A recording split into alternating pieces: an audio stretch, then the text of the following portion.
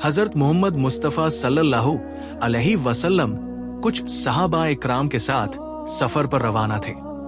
रास्ता लंबा था और भूख की वजह से सभी बेहद कमजोर हो चुके थे। तभी एक सहाबी की नजर एक हिरनी पर पड़ी। मजबूरी में उन्होंने उसे पकड़ लिया। हिरनी की आंखों में डर और बेबसी साफ दिखाई दे रही थी। इतने में हजरत मोहम्मद मुस्तफ़ा सल्लल्लाहु अलैहि वसल्लम वहां तशरीफ लाए। आपने हिरनी को देखा और बड़ी नरमी से फरमाया, इस पर रहम करो, इसे छोड़ दो, ये मां बनने वाली है। ये सुनते ही सहाबी ने फौरन हिरनी को आजाद कर दिया। हिरनी तेजी से जंगल की तरफ चली गई। अगले दिन जब काफिला उसी जगह से गुजरा तो वही हिरनी अपने छोटे बच्चे के साथ दौड़ती हुई आई। वो मानो शुक्रिया अदा कर रही थी कि उसे जिंदगी और अपने बच्चे की हिफाजत का मौका मिला।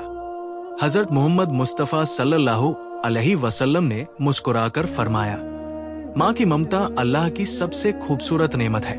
जाओ, अपने बच्चे की परवरिश करो, यही तुम्हारी इबादत है। ये कहानी हमें इंसानों ही नहीं बल्कि बेजुबान जानवरों पर भी रहम और मोहब्बत करने का पैगाम देती है।